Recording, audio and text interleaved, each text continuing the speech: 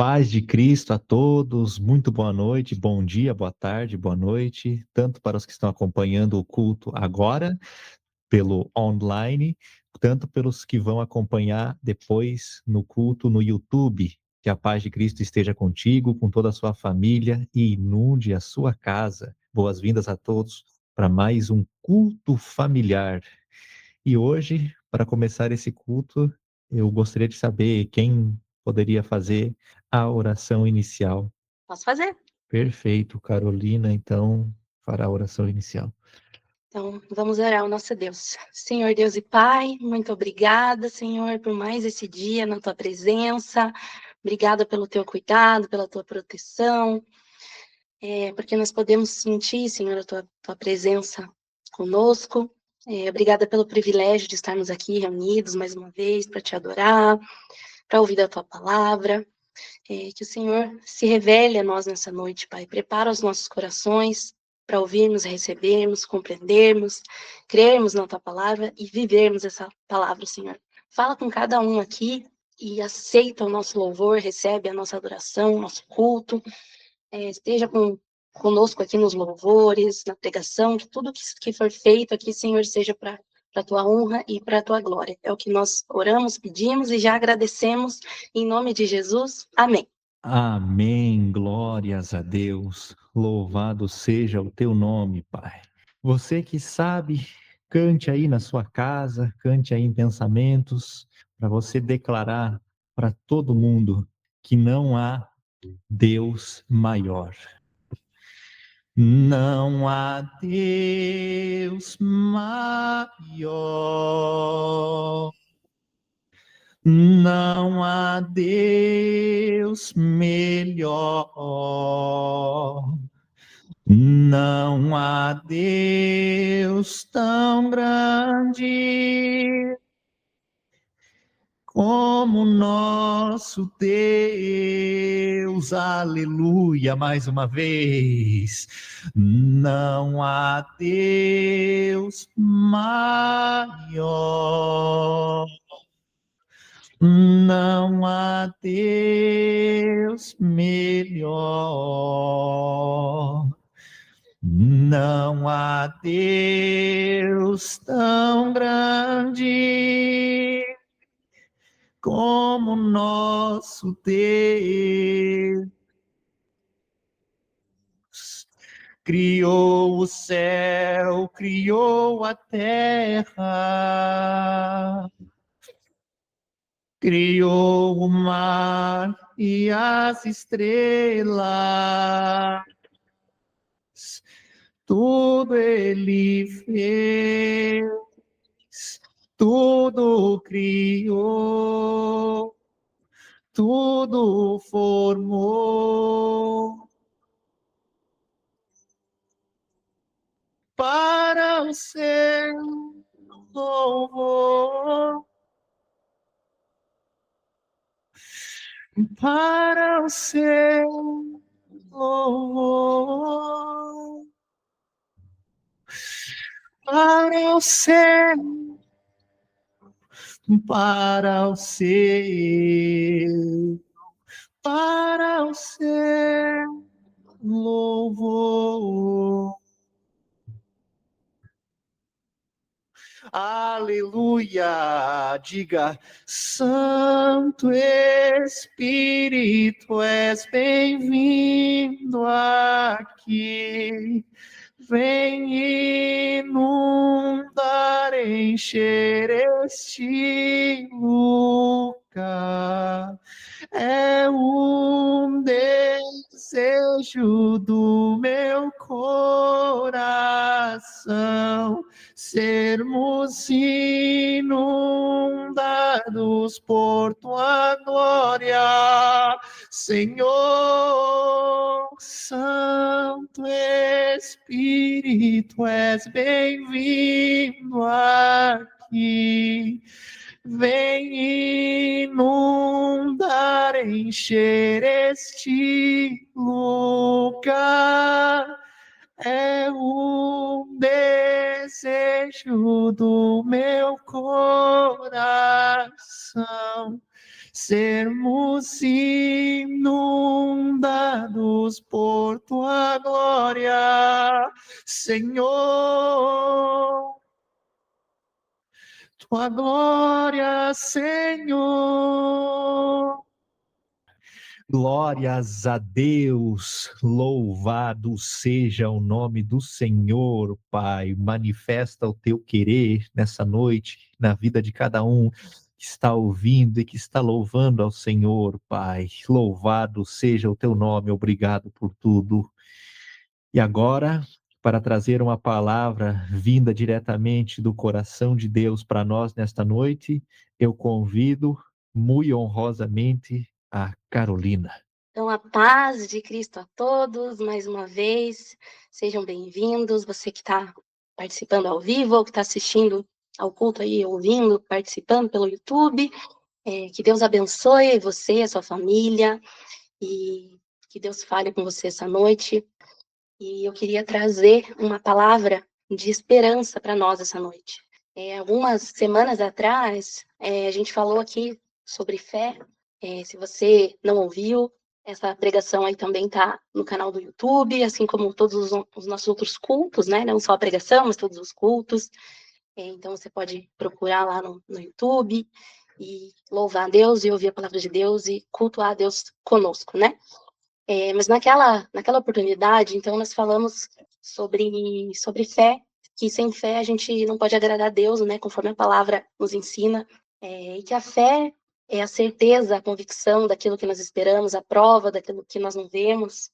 E quando a palavra do Senhor vai nos falar de esperança, ela ressalta essa mesma coisa, que algo que nós esperamos é algo que nós ainda não vemos. Nós sabemos, conhecemos, cremos as promessas de Deus, mas nós não temos, não estamos vendo essa realidade ainda, né? Nós cremos na vida eterna, nós cremos naquilo que Deus nos promete, né, em um reino perfeito, justo, onde haverá paz, onde o Senhor vai reinar, nós não teremos pecado. Nós temos muitas promessas na palavra de Deus, mas nós não vemos essa realidade. Então, nós esperamos com paciência, nós esperamos com alegria. E hoje eu queria compartilhar uma história bem conhecida. Se você tiver a sua Bíblia aí, você pode abrir no Evangelho de Lucas, no capítulo 24, dos versículos 13 ao 35. Se você não tiver a sua Bíblia, nós vamos ouvir essa palavra daqui a pouquinho. É uma história bem conhecida de dois discípulos que estão indo de Jerusalém para Emaús, e Jesus começa a caminhar com eles, se revela a eles, e nós vamos pensar nessa virtude que é a esperança, que Deus nos dá juntamente com a fé, né? A fé e a esperança na palavra de Deus, elas andam juntas. Então, vamos ouvir essa palavra aqui, essa história da Bíblia, e depois vamos refletir um pouquinho sobre ela. Naquele mesmo dia, 2 deles estavam indo para um povoado chamado Emaús, a 11 quilômetros de Jerusalém. No caminho, conversavam a respeito de tudo o que havia acontecido. Enquanto conversavam e discutiam, o próprio Jesus se aproximou e começou a caminhar com eles. Mas os olhos deles foram impedidos de reconhecê-lo. Ele lhes perguntou: sobre o que vocês estão discutindo enquanto caminham? Eles pararam, com os rostos entristecidos. Um deles, chamado Cleopas, perguntou-lhe: você é o único visitante em Jerusalém que não sabe das coisas que ali aconteceram nestes dias? Que coisas? Perguntou ele. O que aconteceu com Jesus de Nazaré? Responderam eles. Ele era um profeta, poderoso em palavras e em obras diante de Deus e de todo o povo. Os chefes dos sacerdotes e as nossas autoridades o entregaram para ser condenado à morte e o crucificaram. E nós esperávamos que era ele que ia trazer a redenção a Israel. E hoje é o 3º dia desde que tudo isso aconteceu. Algumas das mulheres entre nós nos deram um susto hoje. Foram de manhã bem cedo ao sepulcro e não acharam o corpo dele. Voltaram e nos contaram ter tido uma visão de anjos que disseram que ele está vivo. Alguns dos nossos companheiros foram ao sepulcro e encontraram tudo exatamente como as mulheres tinham dito, mas não o viram. Ele lhes disse: como vocês custam a entender e como demoram a crer em tudo o que os profetas falaram? Não devia o Cristo sofrer estas coisas para entrar na sua glória? E começando por Moisés e todos os profetas, explicou-lhes o que constava a respeito dele em todas as Escrituras. Ao se aproximarem do povoado para o qual estavam indo, Jesus fez como quem ia mais adiante. Mas eles insistiram muito com ele: fique conosco, pois a noite já vem.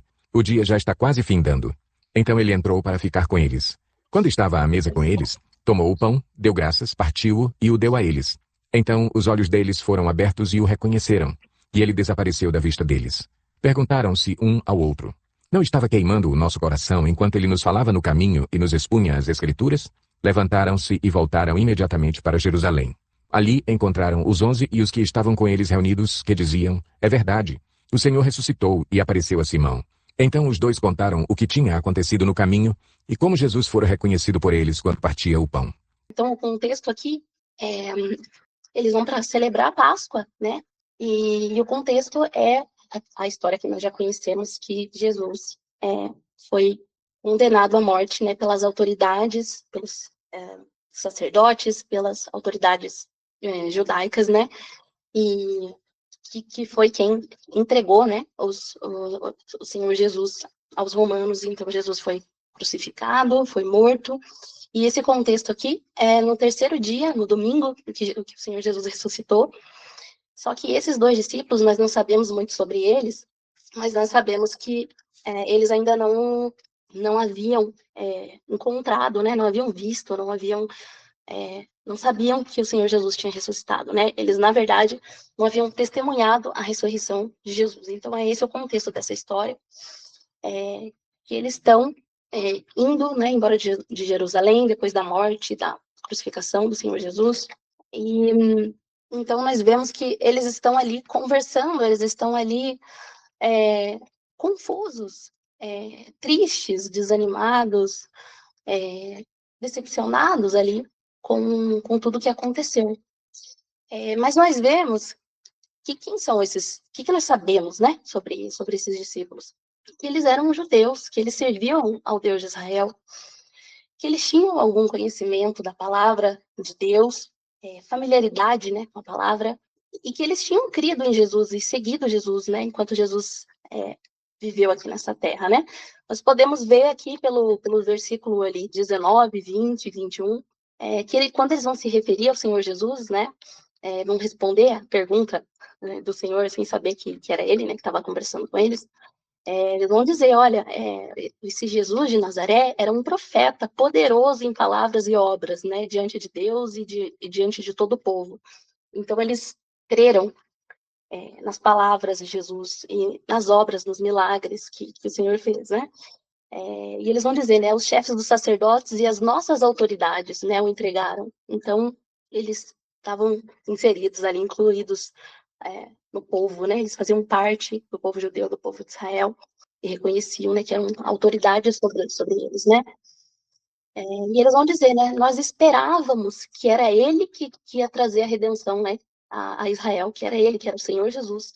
Então, provavelmente, o que eles tinham em mente aqui, né, é a história lá de Êxodo, né, na verdade, contada ali nos primeiros 5 livros da Bíblia, que é uma história também bem conhecida, de como os hebreus estavam ali escravizados pelos egípcios, e o Senhor os liberta, né, após as 10 pragas e toda aquela história que nós já bem conhecemos, né, as maravilhas que o Senhor faz, e como o Senhor liberta o povo, né, provê para eles o maná enquanto eles estão no deserto, e tudo aquilo que acontece que é bem conhecido aí de todos, né? Então, provavelmente, eles tinham essa história em mente, a história do Êxodo, de como que o Senhor realmente libertou o povo naquela ocasião, de um reino terreno, né? De um reino ali de uma opressão que estava realmente, os egípcios estavam ali submetendo ao povo a isso. Então foi uma libertação física, né? Eles saíram daquele reino, depois eles tiveram reis, né? Foram para a terra lá de Canaã e, enfim, tiveram os seus reinos ali, terrenos mesmo, né? Então foi uma libertação literal, digamos assim, né? Que o Senhor Deus trouxe, né? Para aquele povo. Então eles, na expectativa que muitos tinham quando a espera, né, do Messias, do Salvador, do Libertador de Israel, que foi prometido na palavra de Deus por Moisés e pelos profetas, como nós vemos aqui, né, esse Messias ele já era prometido, já era aguardado, já era esperado pelos judeus, né, e muitos tinham essa expectativa que como eles estavam ali sob o domínio do Império Romano, que eles seriam libertados, que seriam um rei, um libertador, uma figura política mesmo, que viria para libertá-los daquele domínio, daquela opressão dos romanos, né?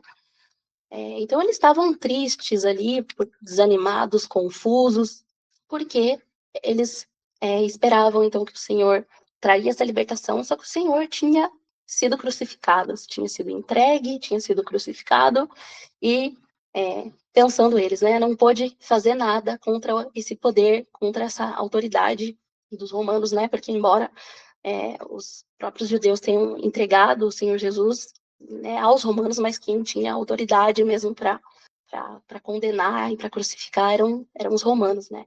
Então eles estavam ali conversando, tentando entender o que tinha acontecido, e eles tinham perdido as esperanças, né? Eles estavam sem esperança. Então era essa a ideia que eu falei ali no começo, que a gente trataria da esperança, né? Nesse momento eles estavam com as esperanças completamente ali frustradas, né? Porque eles tinham uma expectativa e parecia que não tinha mais jeito, né? Nós cremos que o Senhor era o Senhor Jesus que nos libertaria desse povo, né? Que traria a redenção a Israel, mas já faz 3 dias, né? Que ele foi morto e não aconteceu. E quais são as razões, né? Algumas razões para isso, para essa falta de esperança deles, né? Para essa decepção. A gente vê que eles tinham familiaridade com a palavra de Deus, eles criam em Deus, mas eles não tinham um conhecimento pleno, uma compreensão total ali, completa da palavra, né? Das promessas do Senhor. E a gente vê isso porque o Senhor os repreende ali, né? O Senhor Jesus, embora eles ainda não soubessem, né? Ali no versículo 25, o Senhor vai repreender, né? Vai dizer como vocês custam a entender e como demoram a crer, né? Em tudo o que os profetas disseram, né? Então, e daí ele ali no versículo 27 vai dizer, né? Que começando por Moisés e todos os profetas, o Senhor explicou-lhes o que constava a respeito dele em todas as escrituras, né? Então, mostrou para eles ali que todas as escrituras falavam do Senhor Jesus, do Messias, e do que aconteceria com ele, né? Então, ele explica a palavra para esses discípulos, né? E esse desconhecimento, essa compreensão limitada ou equivocada da palavra, acabou levando a uma percepção errada, equivocada da própria realidade ali que eles estavam vivendo. Porque, na verdade, a morte do Senhor Jesus ali, a crucificação e tudo que aconteceu, era o cumprimento das Escrituras, né? O Senhor Jesus vai dizer assim, né? Não devia o Cristo sofrer essas coisas para entrar na sua glória? Então, quer dizer, isso já estava predito ali, né? Já estava na palavra. Não foi algo que aconteceu que, puxa vida, deu errado, e Deus teve que partir para o plano B ali, né? Não, já estava, a própria palavra já estava dizendo, né? Revelando para quem tivesse esse conhecimento, né? Para quem confiasse nas escrituras, ela já estava alertando aí, e isso já seria um conforto, né? O fato dessas coisas já estarem ali. Só que, como eles não tinham esse conhecimento, entendimento, essa revelação mesmo das escrituras, e Jesus repreende porque eles não creem, né? Também, mesmo já tendo ouvido, depois a gente vai falar sobre isso, mas então essa falta de compreensão acaba levando uma percepção distorcida da realidade, porque é algo que eles estavam ali lamentando, se entristecendo, e que era motivo para o desespero, né, para a frustração deles, na verdade era o cumprimento da própria escritura, da própria palavra de Deus, né? Então eles estavam também com dúvidas, né? Essa compreensão errada da realidade levou à tristeza, a dúvidas, frustrações, né? Diante dessas circunstâncias ali que para eles, né? Que eram tão difíceis e que para eles eram inesperadas, porque como eles não compreendiam, né? O tempo que eles estavam vivendo, aquilo foi muito inesperado, né? Foi um rumo inesperado diante da expectativa que eles tinham de uma libertação política. Então, eles vão dizer, né, ali no versículo 20, 21, como a gente falou, né, que nós esperávamos que era o Senhor Jesus que ia trazer a libertação, a redenção para Israel, mas os chefes e os sacerdotes, né, as autoridades e os sacerdotes entregaram, né? Então, puxa vida, nós cremos no Senhor Jesus, nós vimos os milagres, nós ouvimos os ensinamentos, mas os próprios sacerdotes, as próprias autoridades o entregaram, né? Então, isso também gerou ali uma confusão, uma dúvida, uma perplexidade neles, né? E a gente vê também que eles perderam a esperança por incredulidade na palavra do Senhor Jesus e nos testemunhos de outras pessoas. Mas no comecinho ali desse mesmo capítulo de Lucas, a gente vai ver que o próprio Senhor Jesus, né, enquanto caminhando ali com eles, antes da sua morte, da sua ressurreição, né, enquanto eles eram discípulos ali do Senhor e presenciavam ali tudo que o Senhor fez, caminhavam com ele, o Senhor já tinha revelado que isso ia acontecer, que ele ia ser entregue, que ele ia passar por sofrimentos, que ele ia dar a sua vida, né, e que ele ia ressuscitar. Então, ele já havia dito isso com todas as letras para os seus discípulos. E depois disso também, a gente vê ali, a partir do versículo 22, né, que eles mesmos falam ali, quando eles vão conversar com o Senhor Jesus ali, eles dizem, né, que algumas mulheres nos deram um susto, que elas foram no sepulcro, que o Senhor não estava ali, e que elas tiveram visões de anjos, né, que disseram que o Senhor estava vivo. E eles ainda falam, né, que alguns dos nossos companheiros foram até o sepulcro, encontraram tudo, como as mulheres falaram mesmo, mas mesmo assim eles tinham dúvida, né? Então a gente vê a incredulidade tanto na palavra do Senhor Jesus, tanto nas escrituras, né, quanto na palavra do Senhor Jesus, e também nos testemunhos ali das mulheres, né? E qual que é a atitude do Senhor Jesus, né, diante disso tudo? Diante desses discípulos que estavam ali incrédulos, perplexos, né, com a situação, sem esperança. Primeiro a gente precisa lembrar, né, quem que é o Senhor Jesus, né? O Senhor Jesus é o Filho do Deus vivo, né, eterno, todo-poderoso, é o Messias, né, o Messias prometido nas Escrituras, era o Salvador, o Libertador, o Rei que o povo de Israel esperava. Ele era e é, né, todas essas coisas. E qual que foi, então, a atitude do Senhor, né, diante desses discípulos? Ele se compadeceu, ele teve misericórdia, ele amou esses discípulos. Apesar da dúvida, apesar, talvez, da dureza ali de coração, de não crer, de não compreender, apesar de tudo, o Senhor se compadeceu deles e o Senhor tomou a iniciativa. Na outra ocasião que nós falamos sobre fé, nós vemos que o homem que tinha o seu filho, que era endemoniado, ele vai ao encontro de Jesus, ele busca o Senhor. Mas aqui é o Senhor que toma a iniciativa de ir ao encontro desses homens que estavam ali. Não sabemos se são dois homens, se é um homem e uma mulher, né? Alguns dizem que pode ser um casal. E ele se aproxima, eles estão ali caminhando, discutindo, conversando entre eles, e o Senhor Jesus se aproxima deles, toma essa atitude de se aproximar, e ele permanece, né? Porque ele começa a caminhar junto com esses dois discípulos. Então ele se aproxima, se faz ver, né? Ele é visto fisicamente ali por eles, se aproxima e caminha com eles. E caminhando com eles, ele começa a fazer perguntas, né? O que vocês estão discutindo? O que foi que aconteceu? Começa a se dirigir, né, a esses discípulos e começa a perguntar, fazer perguntas a eles, e ouve, e os escuta. O Senhor Jesus, que sabe de todas as coisas, que não precisava, né, que eles revelassem nada, ele sabia tudo que tinha acontecido, e não tinha nada que eles pudessem dizer ali para o Senhor que seria uma novidade, né? Mas ele ouve o que esses discípulos têm a contar, têm a dizer, os sentimentos deles, porque eles não estavam ali apenas relatando fatos, né? Eles estavam contando ali como eles se sentiam, quais eram as expectativas deles, e que isso não aconteceu. Enfim, eles estavam ali abrindo o coração para o Senhor, e o Senhor estava ouvindo. E o Senhor também, depois de ouvir, o Senhor repreendeu, o Senhor exortou, né?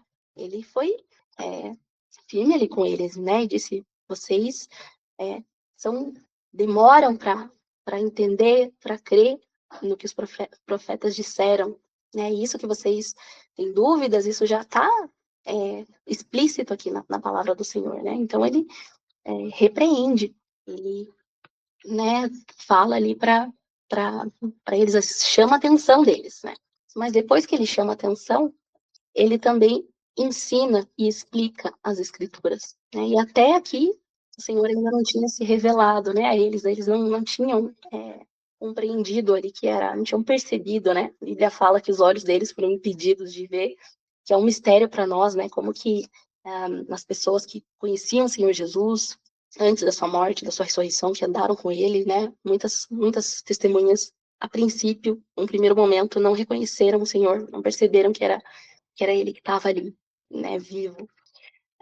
Mas o Senhor ensinou e explicou pacientemente ali as escrituras para eles, né? Desde Moisés e todos os profetas, isso que essa expressão, né, Moisés e os profetas, se refere a toda a Bíblia, né, que seria o nosso Antigo Testamento, que é a Bíblia hebraica. Então, o Senhor teve ali um bom tempo, nós podemos dizer, ali ensinando e explicando as coisas ali para os discípulos, né? E depois disso nós vemos que o Senhor faz, né, faz de conta ali que ele vai se afastar, né, um gesto de cortesia, de educação, né, ele não ia se impor ali para eles, né, impor a presença dele aos discípulos, né, então ele respeita a vontade, ele dá liberdade para que esses discípulos se afastem, né, e esses discípulos convidam o Senhor para estar com eles, porque já estava tarde, já estava anoitecendo, e o Senhor entra, aceita o convite, né, diante da vontade que eles demonstraram em continuar com o Senhor permanece com eles, né, entra com eles, e depois vai dizer que o Senhor, vai dizer que eles compartilharam ali uma refeição, né, e isso nessa cultura judaica representa muito mais, né, para nós também representa comunhão, representa intimidade, mas muito mais para eles, né, de uma forma que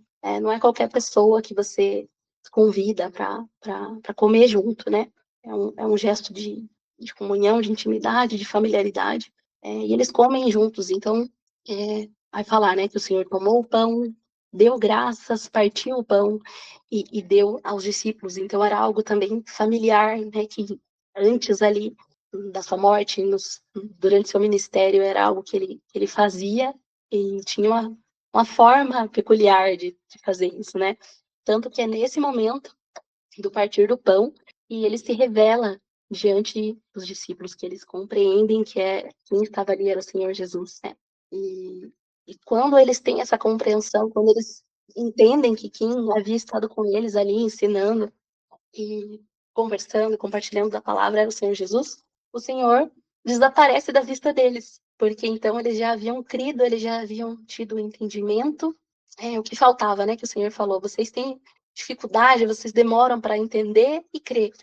E naquele momento eles já tinham entendido, já tinham crido e tinham testemunhado a ressurreição, né, do Senhor Jesus e o cumprimento, né, tinham entendido que eles estavam vivendo um momento ali grandioso, né, em que as promessas do Senhor ali estavam se cumprindo, né? Então Jesus desaparece da vista deles e eles mudam totalmente, né, de postura ali, né? Eles estavam ali angustiados, tristes e de repente a gente percebe, né? Porque eles voltam para Jerusalém e eles vão contar, né, para os discípulos o que aconteceu, que o Senhor está vivo e então eles mudam de atitude, né? A gente pode ver que eles têm a alegria, a paz, a fé e a esperança renovadas, restauradas ali pelo Senhor Jesus.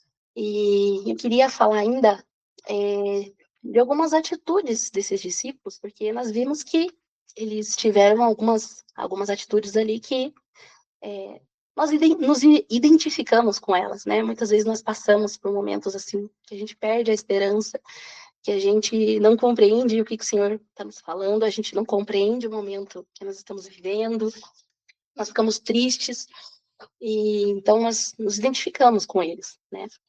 Mas eu queria falar sobre atitudes que esses discípulos tiveram que possibilitaram, que permitiram, ou que permitiram mesmo, que possibilitaram que o Senhor Jesus trabalhasse na vida deles, conversasse com eles, mudasse essa realidade deles, né?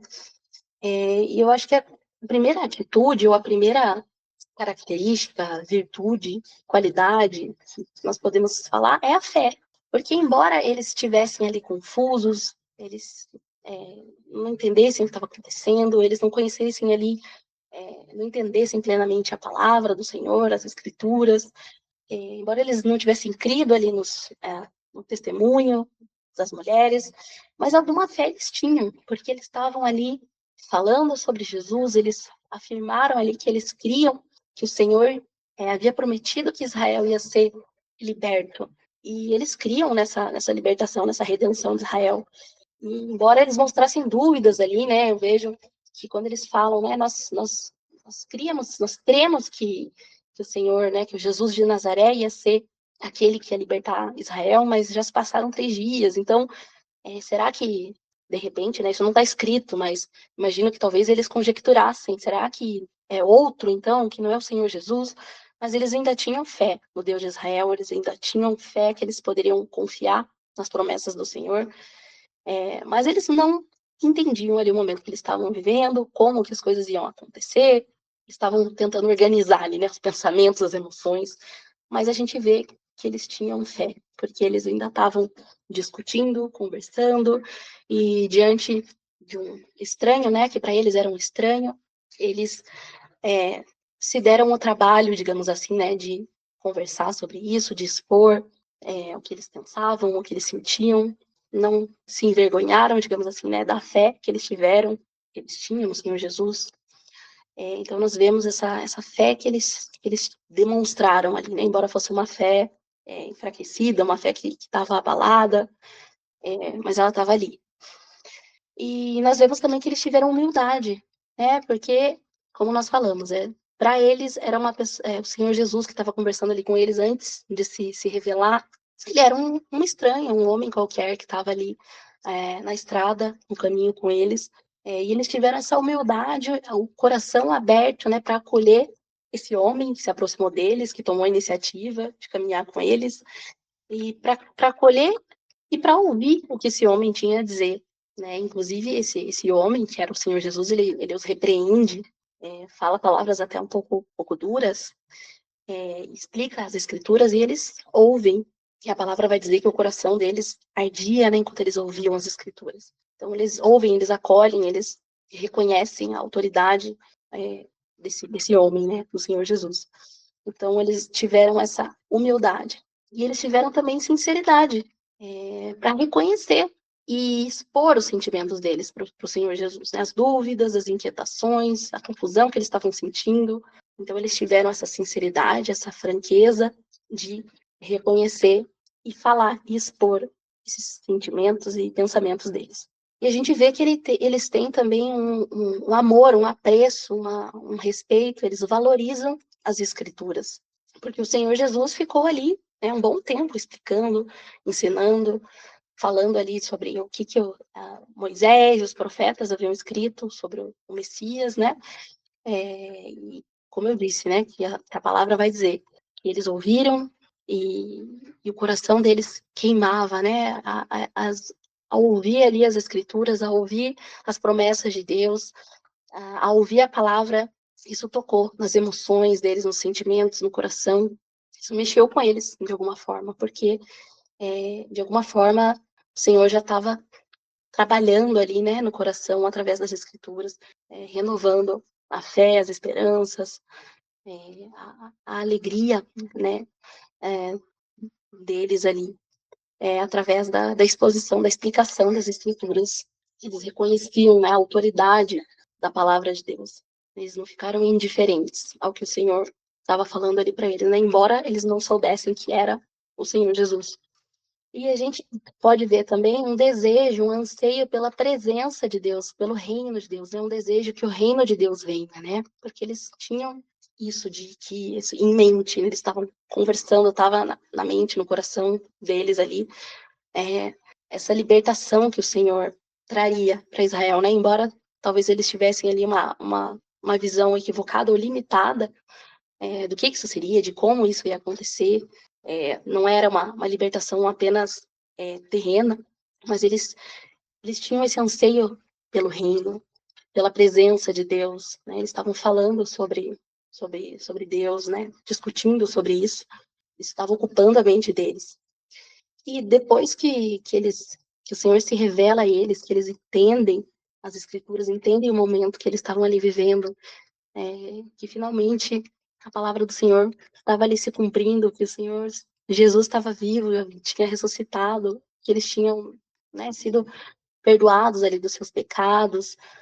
Quando eles começaram a compreender o Evangelho, eles tiveram a disposição para trabalhar em favor do reino, para contribuir para a expansão do reino, porque eles voltaram para Jerusalém, onde os 12, né, discípulos ali, 11, no caso, estavam, e eles quiseram logo testemunhar, contar o que tinha acontecido, fazer parte daquilo tudo. Eles, ao mesmo tempo que, no primeiro momento, a atitude deles foi se afastar, né? Quando eles estavam sem esperança, estavam tristes, eles foram de Jerusalém para Emaús, né? Alguns vão dizer que talvez fosse até onde eles viviam, né? Mas assim que eles tiveram essa compreensão, que eles testemunharam ali que o Senhor havia ressuscitado, estava vivo, que eles compreenderam ali as Escrituras, a atitude deles mudou, né? Eles tiveram essa disposição para ser testemunhas, para anunciar as boas novas, né? Anunciar o que o Senhor tinha revelado para eles, né? E nisso a gente vê, né? Nessa disposição a gente vê o amor pelo Senhor, por Deus, por Jesus e pelo próximo, né? De querer compartilhar essa alegria, essa esperança com outras pessoas também. Então são atitudes que nós podemos aprender desses discípulos, né? E eu queria, já para ir terminando, que essa palavra, ela nos dá também a nós, assim como ela teve um final feliz para esses discípulos, né? Ela também traz esperança para nós, porque a gente pode perceber e aprender com essa história que quando a gente busca o Senhor, quando a gente busca Deus, Deus está presente ali. A palavra vai falar, né? Quando 2 ou mais se reúnem, o Senhor está entre nós. Então, seja quando a gente ora, seja quando a gente compartilha da palavra, quando a gente testemunha, quando a gente conversa sobre Deus, sobre a palavra de Deus, sobre as coisas de Deus, o Senhor está presente, embora muitas vezes a gente não perceba essa presença, né? Ele não se revele de forma tão clara, né? Mesmo visível, ou mesmo às vezes ali no nosso coração, né? Nos nossos sentimentos. Às vezes a gente não sente nada, às vezes a gente está ali conversando normalmente, orando, pregando, ouvindo a palavra, e a gente não percebe ali a presença de Deus de uma forma sobrenatural, a gente não sente nada diferente, às vezes, nem sempre a gente sente, às vezes a gente sente sim a presença de Deus de uma forma diferente, uma paz, algo, né, Deus falando ali ao nosso coração, mas às vezes a gente não sente nada, mas o fato da gente não sentir, da gente não perceber, não quer dizer que Deus não está presente, que Ele não está entre nós. E nesses momentos, o Senhor também está nos ensinando, né? Por meio do Espírito Santo hoje que habita em nós, que nos guia a toda a verdade, como a palavra nos ensina. Então, sempre que nós fazemos isso, que nós abrimos a Bíblia, que nós nos aplicamos, né? Estudamos a palavra, buscamos o conhecimento, e o conhecimento não só intelectual, né, mas o conhecimento de Deus, conhecer mais a Deus, ter um relacionamento mais íntimo com Ele. Mas quando nós usamos métodos humanos, né, estudamos, buscamos livros, buscamos ferramentas que nos auxiliem, né, a compreender melhor a cultura, a história, as línguas originais, o contexto, tudo isso o Espírito Santo usa para nos ensinar, para nos levar à verdade, porque ele é o autor da Escritura e ele nos revela, né, quem é Deus, mesmo que a gente não perceba muitas vezes que esse processo, mas ele está acontecendo, né? Quando nós entendemos algo, quando de repente parece que os nossos olhos se abrem e a gente já leu às vezes uma passagem tantas vezes da Escritura e de repente parece que a gente entende aquilo, tem uma perspectiva diferente. Então, o Espírito Santo trabalhando, né, agindo no nosso coração, abrindo o nosso entendimento.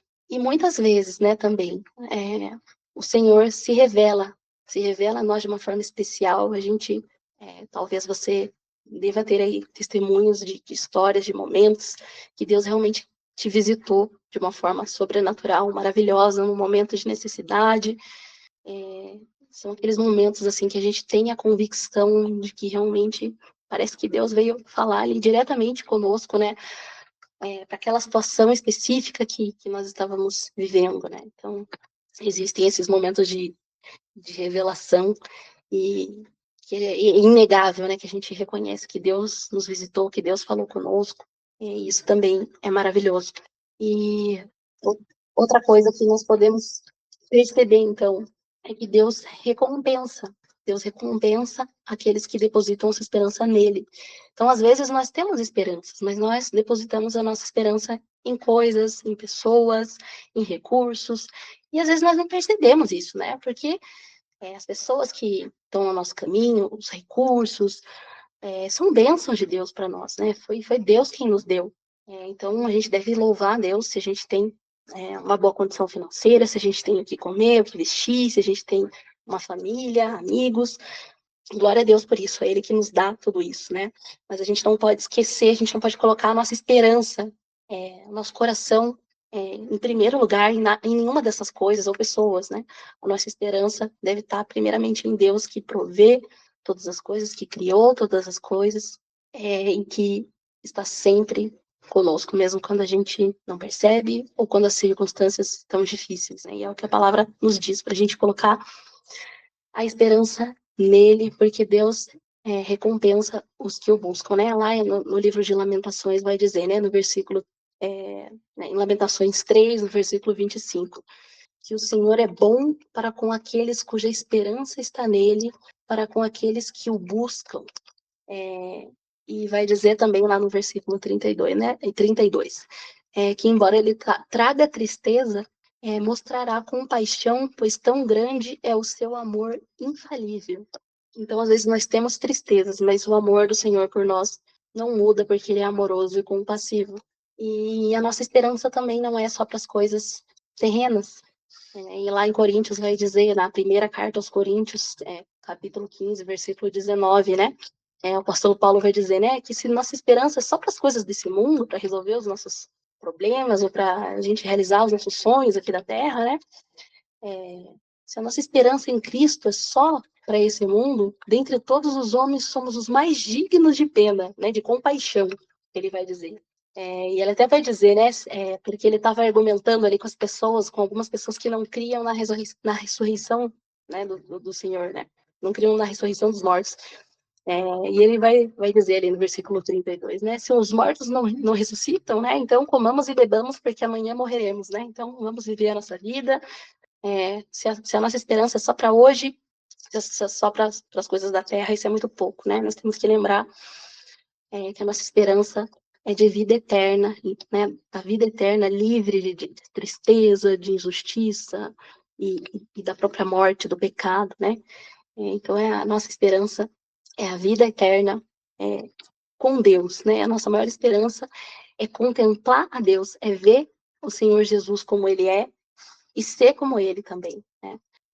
Nós não vamos, então, além de nós conhecermos a Deus como nós já temos buscado conhecer hoje aqui na Terra, nós vamos ser como Ele em santidade, né? Em que sentido que nós vamos ser como Ele? No sentido de não pecar, de não poder mais pecar, de não desejar mais o pecado, de estar livre da presença, do poder do pecado.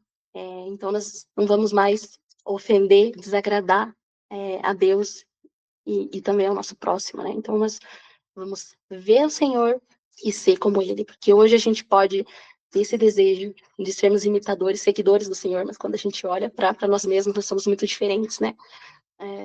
Nós olhamos para a nossa vida e às vezes ficamos tristes porque nós somos muito diferentes, muito longe, estamos muito longe de ser como o Senhor Jesus. Mas um dia nós seremos como Ele é. Nós não pecaremos como Ele também nunca pecou. Nós vamos ver como Ele, vê-lo, né? Contemplá-lo como Ele é e ser como Ele é. Então, Essa é a nossa maior esperança.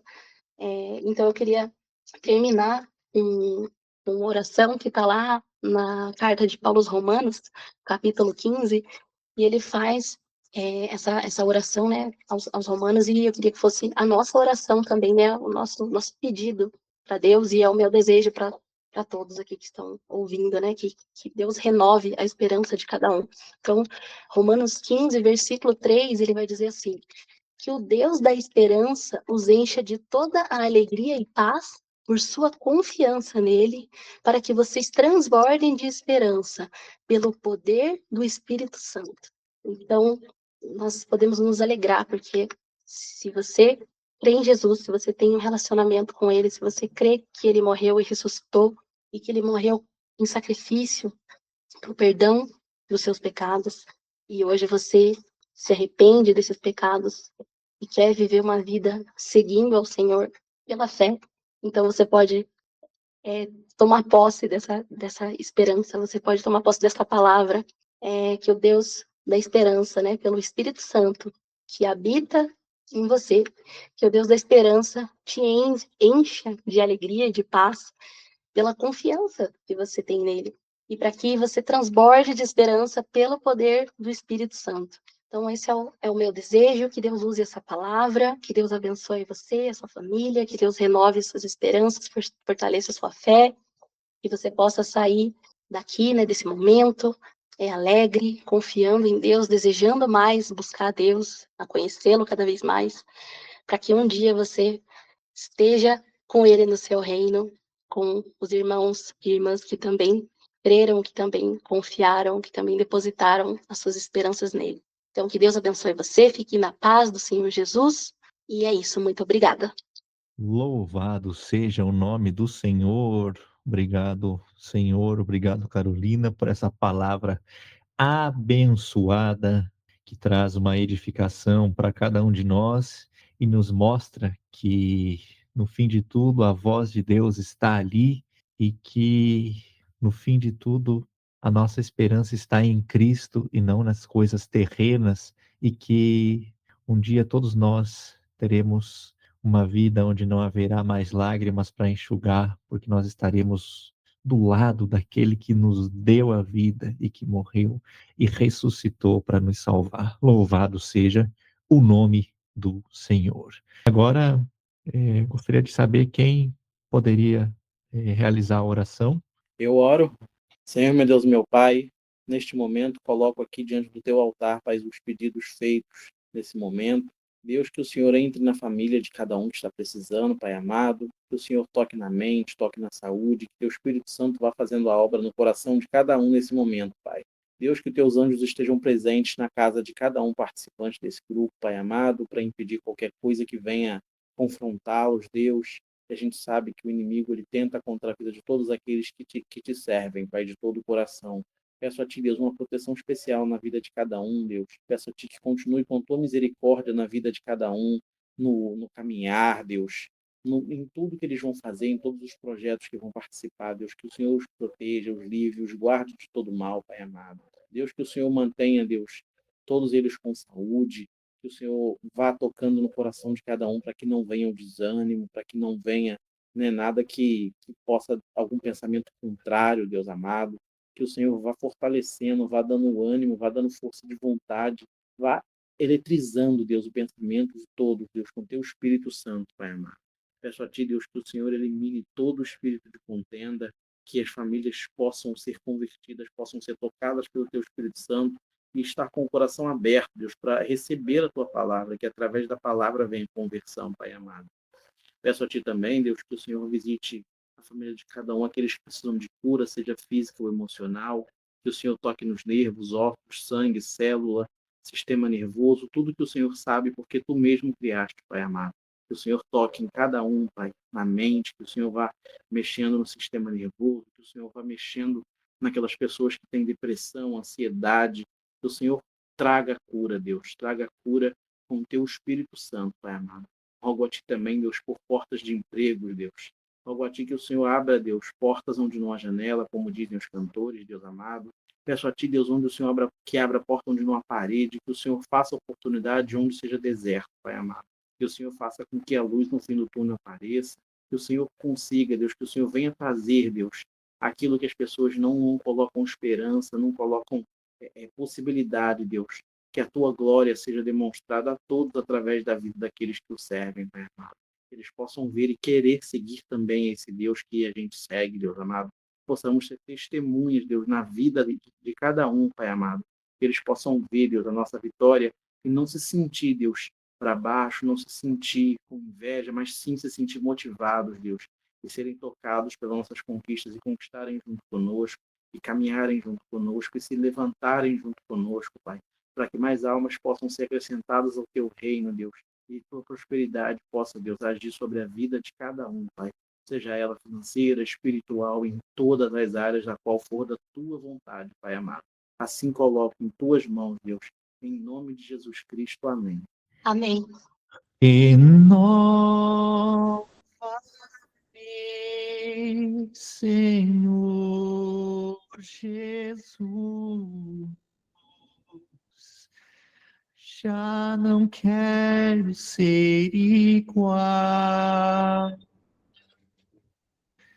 Renova-me, Senhor Jesus, faz em mim o teu querer, porque tudo que há dentro de mim necessita ser mudado, Senhor, porque tudo que há dentro do meu coração necessita mais de ti. Porque tudo que há dentro de mim necessita ser mudado, Senhor. Porque tudo que há dentro do meu coração necessita mais de ti. Eu te louvarei, Senhor, de todo o meu coração, na presença dos anjos a ti cantarei louvor.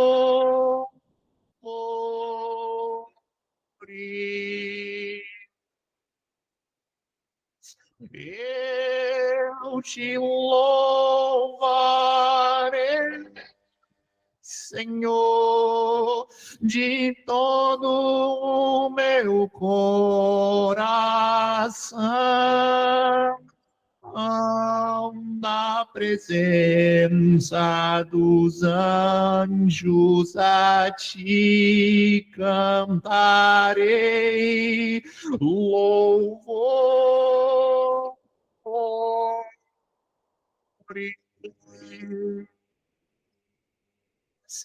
Creio que tu és a cura, creio que és tudo para mim. Tens meu futuro em tuas mãos. Creio que tu és a cura, creio que não há outro igual a ti. Jesus, eu preciso de ti. Jesus, precisamos de ti.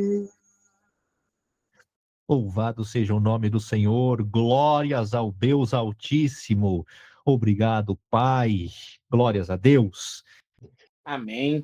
Que a graça do nosso Senhor e Salvador Jesus Cristo e as doces consolações do Espírito Santo de Deus estejam com todos nós e que a Igreja Santa do Senhor diga amém. Amém. Glórias a Deus, louvado seja o nome do Senhor.